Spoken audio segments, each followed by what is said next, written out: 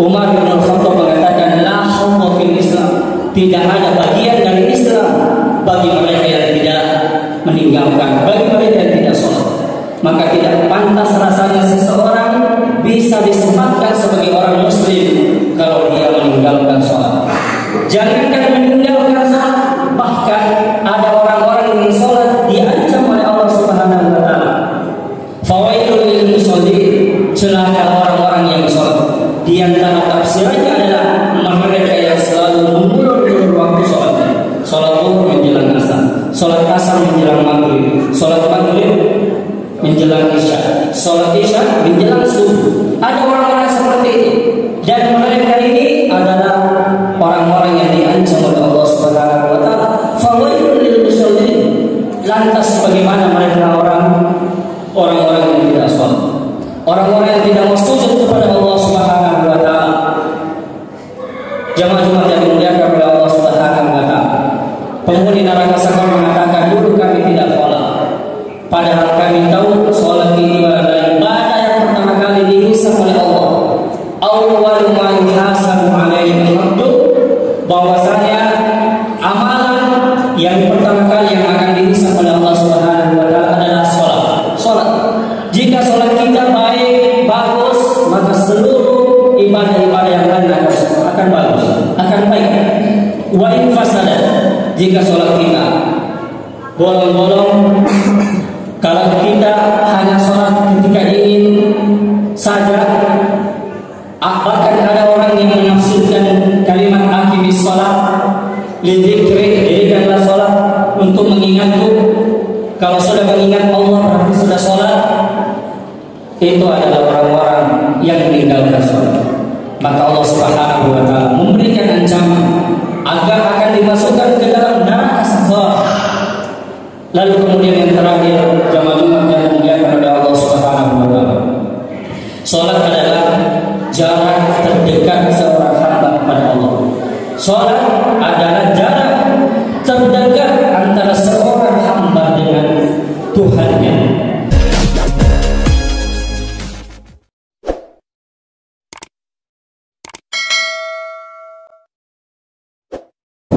Assalamualaikum warahmatullahi wabarakatuh.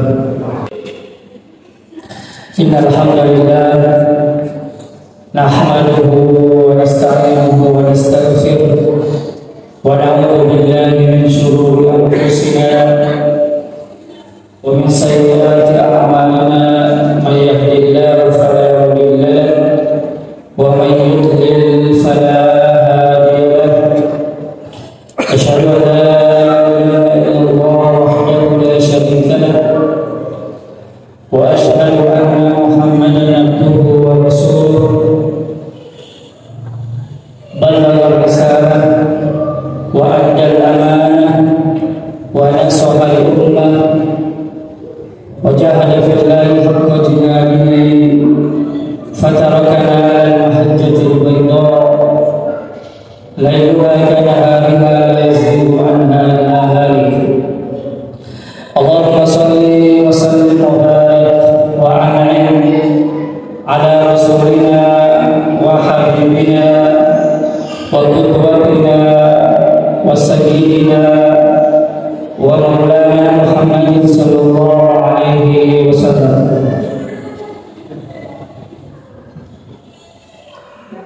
Ayyuhal hadirin, usi nafsi wa iyyakum bi taqwallahi faqad fazal muttaqun. Lewat mimbar khutbah Jumat ini, saya mewasiatkan kepada diri saya pribadi dan kepada para jamaah sekalian agar senantiasa meningkatkan keimanan dan ketakwaan kita kepada Allah Subhanahu wa taala. Allah Subhanahu wa taala mengingatkan kita dengan firman-Nya. A'udzu billahi minasyaitonir rajim. Bismillahirrahmanirrahim. Ya ayyuhalladzina amanu, wahai orang-orang yang beriman, ittaqullah, bertakwalah kalian kepada Allah Subhanahu wa taala. tunduk dan patuh hanya kepada Allah Subhanahu wa taala. Wala tamutunna, dan jangan sekali-kali meninggalkan dunia ini. Jangan sekali-kali wafat illa wa antum muslimun, melainkan kalian dalam keadaan menjadi orang-orang yang berserah diri kepada Allah Subhanahu wa taala. Wa qala aidan, juga Allah Subhanahu wa taala mengingatkan di ayat yang lain, ya ayyuhalladzina amanu, wahai orang-orang yang beriman, ittaqullah, bertakwalah kalian kepada Allah Subhanahu wa taala. Wa qulu qawlan sadida, dan senantiasalah untuk mengucapkan perkataan-perkataan yang benar. Yuslih lakum a'malakum, niscaya Allah Subhanahu wa taala akan memperbaiki perilaku-perilaku kita. Allah Subhanahu wa taala akan memperbaiki amal-amal kalian. Wa yaghfir lakum dzunubakum, dan juga Allah Subhanahu wa taala akan mengampuni dosa-dosa kalian. Wa may yuti'illah wa rasulahu, barang siapa yang mentaati Allah dan juga Rasulnya, faqad faza fawzan 'azima, maka sungguh dia telah meraih kemenangan dengan kemenangan yang agung. Jamaah Jumat yang dimuliakan oleh Allah Subhanahu wa taala, mari kita tidak henti-hentinya untuk selalu dan terus mengucapkan kalimat alhamdulillahirabbil alamin. Segala puji bagi Allah Subhanahu wa taala. Kalimat ini berkali-kali kita ulangi dalam setiap hari. Minimal 17 kali kita melafazkan kalimat alhamdulillahirabbil alamin. Karena tidak sah salatnya seseorang jika dia tidak membaca surah Al-Fatihah. Dan kalimat alhamdulillah itu tertera di dalam surah Al-Fatihah. Alhamdulillahirabbil alamin. Ini mengajarkan kepada kita bahwa seorang hamba itu harus senantiasa untuk bersyukur kepada Allah Subhanahu wa taala dengan mengucapkan kalimat pujian alhamdulillah. Alhamdulillah atas segala nikmat yang Allah berikan kepada kita sampai hari ini. Nikmat kesehatan, nikmat kesempatan. Terkadang orang tidak menganggap bahwa nikmat kesehatan itu bukanlah nikmat, karena nikmat kesehatan itu hanya bisa dirasakan tatkala kita sudah sakit. Kalau orang sehat terkadang tidak menganggap bahwa sehat itu adalah nikmat, tapi sesungguhnya Nabi mengatakan nikmat tadi makhluk. Ada dua nikmat yang sering kali dilalaikan oleh manusia.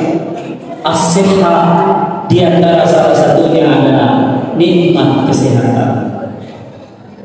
Begitu juga dengan nikmat keimanan, nikmat terbesar yang Allah anugerahkan kepada kita adalah nikmat keimanan. Nikmat keimanan itu yang senantiasa tertancap di dalam jiwa-jiwa kita. Banyak orang yang mungkin mendengarkan panggilan azan, banyak orang yang mendengarkan seruan azan, tapi kemudian seruan itu tidak serta-merta kemudian diindahkan, dijawab. Maka kita adalah termasuk orang-orang yang diberikan nikmat yang besar itu, yaitu nikmat keimanan, nikmat kesehatan, dan nikmat kesempatan. Oleh karena itu, maka teruslah memuji Allah Subhanahu wa taala. Dan juga mari kita senantiasa berselawat kepada Rasulullah SAW, karena Allah Subhanahu wa taala berfirman, innallaha wa malaikatahu, sesungguhnya Allah dan para makhluknya yang mulia yaitu para malaikat, yusholluna 'alan nabi, mereka senantiasa berselawat kepada Rasulullah SAW. Ya ayyuhalladzina amanu, maka wahai orang-orang yang beriman, bersalawatlah kepada Rasulullah SAW. Apakah Nabi membutuhkan salawat kita? Jawabannya, Nabi tidak butuh dengan salawat kita, tapi kita lah yang membutuhkan bersalawat kepada Rasulullah. Maka Nabi SAW menuturkan, man shalla 'alaihi marrah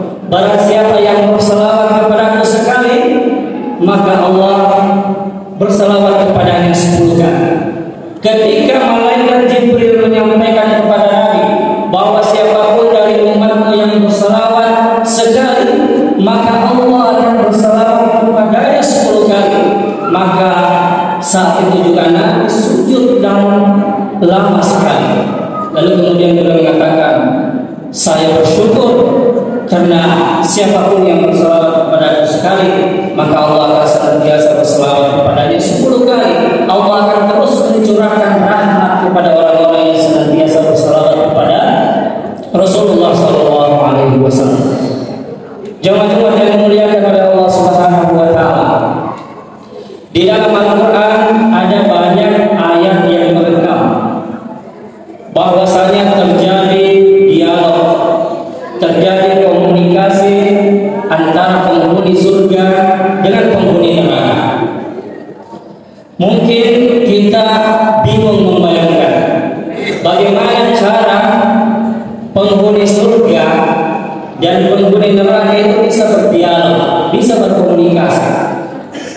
Dulu para ulama kita yang belum memahami kecanggihan alat komunikasi seperti hari ini, mereka menyebutkan bahwa bisa jadi penghuni surga yang berada di atas, lalu kemudian ketika melihat jauh ke bawah, ketika dia menengok ke bawah jauh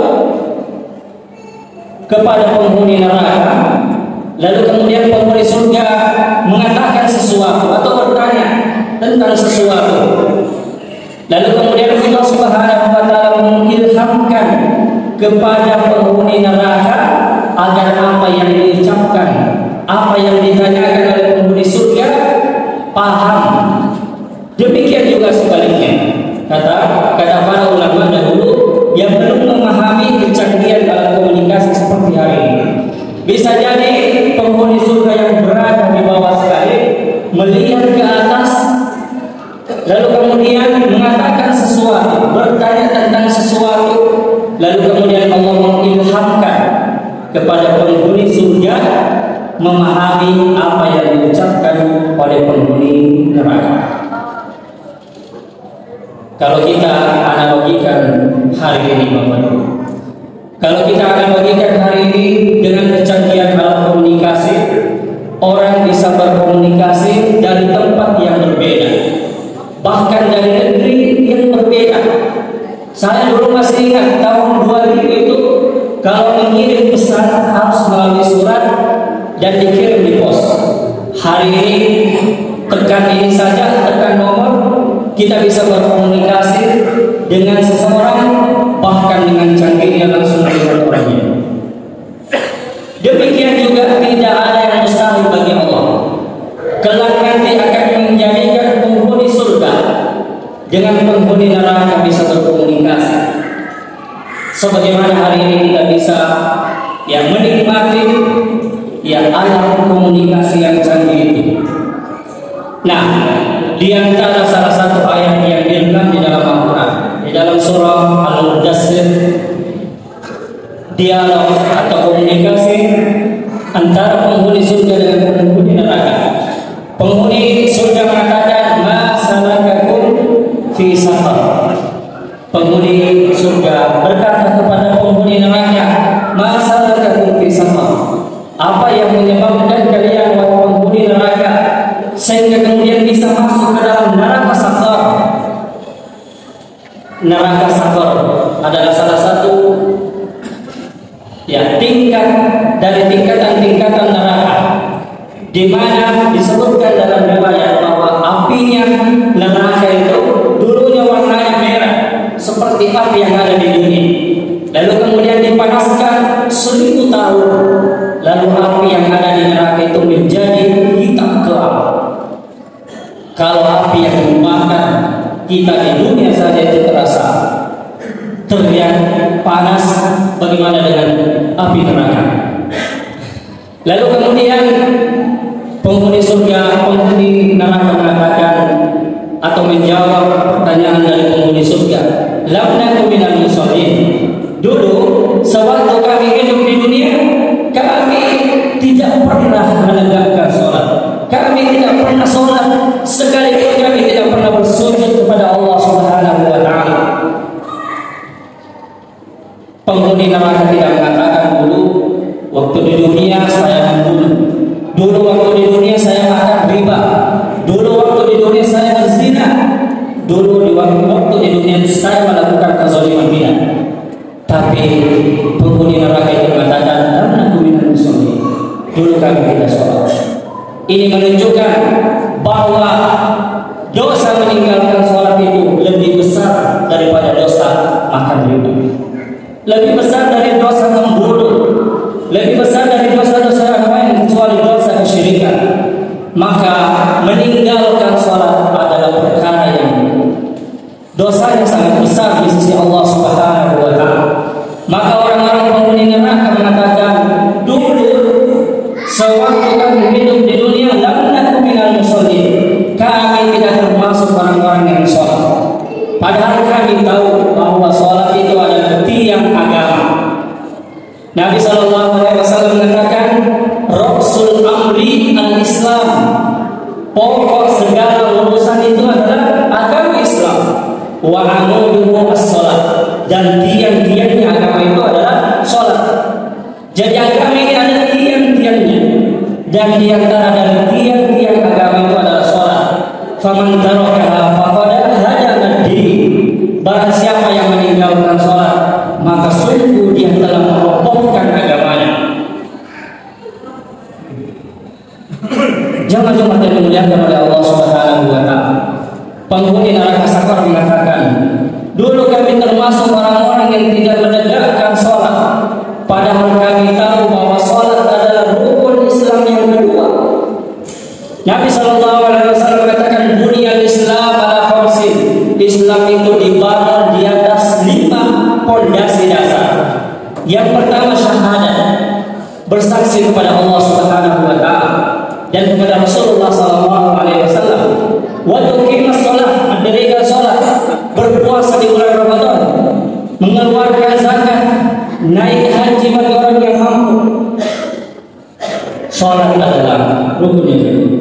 Seseorang bisa tidak menunaikan haji dan umrah sekalipun hukumnya wajib kalau orang itu tidak mampu secara fisik maupun secara finansial.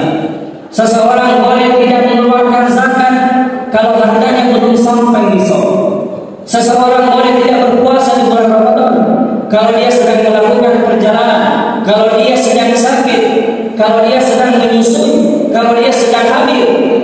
Tapi perkara sholat tidak ada alasan untuk meninggalkan sholat. Dimanapun kita berada di udara, di dalam pesawat, kita berada di laut, bahkan dimanapun kita berada, ketika waktu sholat sudah tiba, maka wajib untuk ditunaikan. Apapun keadaan kita, khususnya bagi para laki-laki, tidak ada alasan untuk meninggalkan sholat. Tidak bisa sholat berdiri, kata Nabi, sholli qa'iman. Jika engkau tidak bisa sholat berdiri, faqa'idan, maka sholatlah dengan duduk. Jika engkau tidak bisa sholat dengan duduk, berbaring. Jika tidak bisa berbaring, cukup kedipkan matanya saja. Allah sudah tahu niatnya itu bahwa hambanya sedang bersujud kepada Allah Subhanahu wa Ta'ala. Maka Umar bin Khattab mengatakan, la khawfa fil Islam, tidak ada bagian dari Islam bagi mereka yang tidak meninggalkan, bagi mereka yang tidak sholat. Maka tidak pantas rasanya seseorang bisa disematkan sebagai orang muslim kalau dia meninggalkan sholat. Jangankan meninggalkan sholat, bahkan ada orang-orang yang sholat diancam oleh Allah Subhanahu wa Ta'ala. Fawailul lil musallin, celaka orang-orang yang sholat. Di antara tafsirannya adalah mereka yang selalu mengulur-ulur waktu sholatnya. Sholat zuhur menjelang asar, sholat asar menjelang maghrib, sholat maghrib menjelang isya, sholat isya menjelang subuh. Ada orang-orang seperti itu, dan mereka ini adalah orang-orang yang diancam oleh Allah Subhanahu wa Ta'ala. Fawailul lil musallin. Lantas bagaimana mereka orang-orang yang tidak sholat, orang-orang yang tidak mau sujud kepada Allah Subhanahu wa Ta'ala? Jemaah-jemaah yang dimuliakan oleh Allah Subhanahu wa Ta'ala, penghuni neraka sakar mengatakan, dulu kami tidak sholat, padahal kami tahu sholat ini adalah ibadah yang pertama kali dihisab oleh Allah. Awwalu ma yuhasabu alaihi al-abdu, bahwasanya amalan yang pertama kali yang akan dihisab oleh Allah Subhanahu wa Ta'ala adalah sholat. Jika sholat kita baik, bagus, maka seluruh ibadah-ibadah yang lain akan akan bagus, akan baik. Wa in fasada, jika sholat kita bolong-bolong, kalau kita hanya sholat ketika ingin saja, bahkan ada orang yang menafsirkan kalimat aqimis sholat lidzikri, dirikanlah sholat untuk mengingatku. Kalau sudah mengingat Allah berarti sudah sholat. Itu adalah orang-orang yang meninggalkan sholat. Maka Allah Subhanahu wa Ta'ala memberikan ancaman agar akan dimasukkan ke dalam neraka sakor. Lalu kemudian yang terakhir, jamaah Jumat yang dimuliakan oleh Allah Subhanahu wa Ta'ala, sholat adalah jarak terdekat seorang hamba kepada Allah. Sholat adalah jarak terdekat antara seorang hamba dengan Tuhannya. Kalau orang merasa nyaman kalau dekat dengan pejabat, merasa senang kalau dekat dengan penguasa, kenapa kita dipanggil oleh Allah Subhanahu wa Ta'ala 5 kali dalam sehari? Allah memanggil kita hayya 'alas shalah, hayya 'alal falah. Lalu kemudian kita tidak mengindahkan panggilan tersebut. Ketahuilah bahwa Allah Subhanahu wa Ta'ala itu hanya memanggil kita 3 kali saja. Yang pertama, Allah memanggil kita untuk sholat. Ketika seorang muadzin mengatakan hayya 'alas shalah, hayya 'alal falah, jangan bayangkan bahwa yang memanggil kita itu adalah muadzin, tapi bayangkan bahwa yang memanggil kita itu adalah Allah Subhanahu wa Ta'ala yang menciptakan dan yang memberikan rezeki. Panggilan yang kedua adalah panggilan untuk menunaikan ibadah haji, maka kita katakan labbaik Allahumma labbaik. Kemudian panggilan yang ketiga adalah panggilan kematian. Jamaah Jumat yang dimuliakan oleh Allah Subhanahu wa Ta'ala, mungkin kita tidak mengindahkan panggilan Allah yang pertama. Mungkin ketika kita dipanggil untuk sholat mengatakan sebentar. Mungkin kita dipanggil untuk menunaikan ibadah haji, kita belum bisa mengindahkan panggilan itu. Banyak orang punya harta yang banyak, keliling ke Eropa, tapi belum pernah haji, belum pernah umrah. Tapi ketika Allah Subhanahu wa Ta'ala memanggil kita dengan panggilan ketiga, itu tidak bisa ditangguhkan. Panggilan pertama kita mungkin tidak bisa indahkan, panggilan yang kedua kita tidak bisa indahkan, tapi panggilan yang ketiga tidak bisa ditangguhkan. Idza jaa ajalun, jika kematian itu sudah datang kepada setiap orang, la yastakhiruna sa'atan wa la yastaqdimun, tidak bisa diundur sedikit pun dan tidak bisa dimajukan sedikit pun. Maka sebelum panggilan kematian itu datang kepada setiap kita, karena kematian itu bukan disebabkan karena sakit, tapi karena ajalnya sudah tiba, maka mari kita senantiasa menjaga ibadah sholat kita, agar kita termasuk orang-orang yang dirahmati dan dimasukkan ke dalam surga Allah Subhanahu wa Ta'ala. Barakallahu li wa lakum fil Qur'anil azim wa nafa'ani wa iyyakum min al-ayati wa dhikril hakim wa taqabbalallahu minni wa minkum tilawah.